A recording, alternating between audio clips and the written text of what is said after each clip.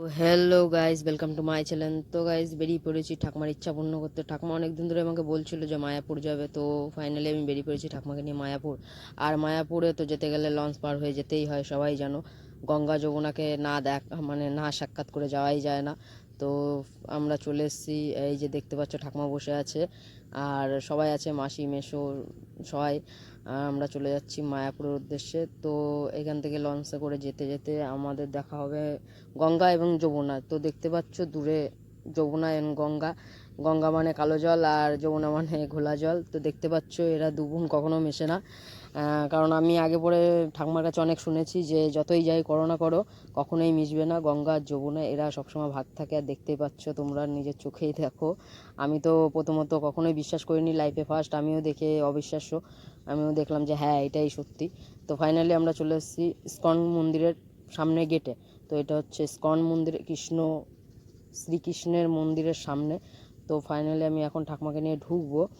আর দাঁড়িয়ে আছি, দেখছি মন্দিরের বাইরেটা এত সুন্দর, তাহলে ভিতরটা কত সুন্দর হবে। তো চলো ভিতরে ঢোকা যাক। আর ঠাকুমাকে আমি বলছি ঠাকুমা কতটা ভালো লাগছে, ঠাকুমা তো বলছে আমি আগেও এসেছি। হ্যাঁ, ঠাকুমা আগেও এসছে। তার কারণ হচ্ছে ঠাকুমা আগে কষ্ট করে এসছে, আর আমি এখন ঠাকুমাকে অতটা কষ্ট পেতে দেবো না, কারণ সাথে করে নিয়ে যাবো, যখন যা হবে আমি সেটা দেখবো। আর কখনো হাঁটতেও দেবো না, মানে গাড়ি করে নিয়ে এসেছি আমি, আর এখন এই ভিতরে তো হাঁটতে হবে একটু।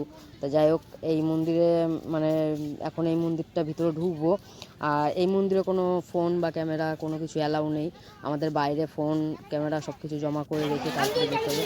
তো যাই হোক, মন্দিরে সব ঘুরে টুরে আমরা বেরিয়ে এসেছি, আর এখন যাবো আমরা ভোগ খেতে। আর সবচেয়ে বড় কথা হচ্ছে আমার খুব ইচ্ছা ছিল যে আমার ঠাকুমার যেটা যেটা ইচ্ছা, যেই জায়গায় যাওয়ার ইচ্ছা আমি সব কিছু পূর্ণ করবো। তো প্রথমত একটা জায়গা পূর্ণ করেছি, যেটা হচ্ছে মায়াপুর। আমার ঠাকুমার খুব ইচ্ছা ছিল। তো যাই হোক, চলে এসেছি ভোগ খেতে।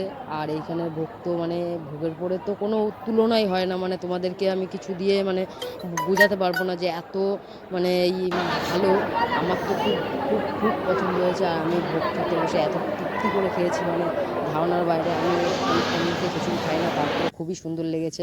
আরও অনেক কিছু ছিল, আমি তো সব কিছু দেখাতে পারিনি। তো ফাইনালি ভোগ খাওয়ার পরে আমরা চলে আসছি একটু রেস্ট নিতে। আর এইখানে পুকুরে অনেক বড় বড় মাছ, সেইগুলো দেখছিলাম বসে বসে, আর খুবই ভালো লাগছিলো। মানে একটু রেস্টটাও নেওয়া হয়ে গেল, অনেক জার্নি করে এসেছি। তো সবাই আছে এখানে, মাসি মেসো সবাই সবাই রেস্ট নিচ্ছে। তো ঠাকুমাও চলে এসছে, ঠাকুমাও এখানে একটু বসবে, তারপরে আমরা বেরোবো আবার। তো এখানে একটু রেস্ট নেবে। যাই হোক, আর তোমরা দেখতে পাচ্ছ ঠাকুমা নামছে। আর এইটা হচ্ছে গোবর্ধন পর্বত, যেটাকে বলে গোবর্ধন পর্বত।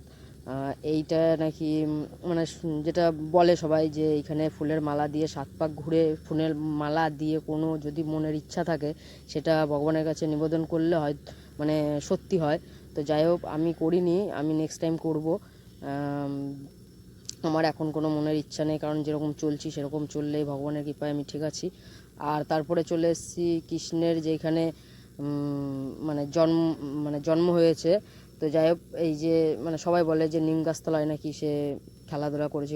আর এইটা দেখতে পাচ্ছ যে শ্রীকৃষ্ণের মাতা পিতা, আর শ্রীকৃষ্ণ দেখো মায়ের কোলেই আছে, এটা হচ্ছে তাদের মূর্তি। আর তারপরে চলে এসেছি আমরা গোয়া, মানে গরুর, যেখানে শ্রীকৃষ্ণ গরু, যে গরুগুলো চড়াতো, মানে গৌমাতা। তো দেখতে পাচ্ছ সব গৌমাতা আছে এইখানে।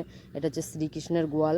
এইখানেই নাকি শ্রীকৃষ্ণ গরু, মানে গাই গরু রাখতো বা চড়াতো। দেখতেই পাচ্ছ সবই আছে। এটা শ্রীকৃষ্ণের গোয়াল, মানে গরুর ঘর, যেটাকে বলে গোয়াল ঘর। তো যাই হোক, আমরা এটা তো দর্শন করে নিলাম। আর জানি না কেন এই গৌমাতাটা আমাকে অনেকক্ষণ ধরে দেখছিল, আমার খুবই ভালো লাগছিল। তো ফাইনালি চলে এসেছি। আর এখানে অনেক দোকানপাটও আছে, আমার বোন ওরা সব দেখছিল একটু, দেখি কি আছে এখানে। অনেক বড়ই মন্দির, মানে তোমাদের সব কিছু তো আমি টোটালে দেখাতে পারিনি, তবে যেইটুকুনি মানে যেই জায়গায় মোবাইল অ্যালাউ আছে আমি জাস্ট সেই জিনিসগুলো তোমাদের সামনে তুলে ধরেছি। প্রত্যেকটা জায়গায় তো অ্যালাউ নেই, যেই কারণে আমি সব কিছু তুলে ধরতে পারিনি। আর হ্যাঁ বন্ধুরা, যাওয়ার আগে রাধে রাধে বলাটা ভুলো না। তো চলো, রাধে রাধে। শ্রী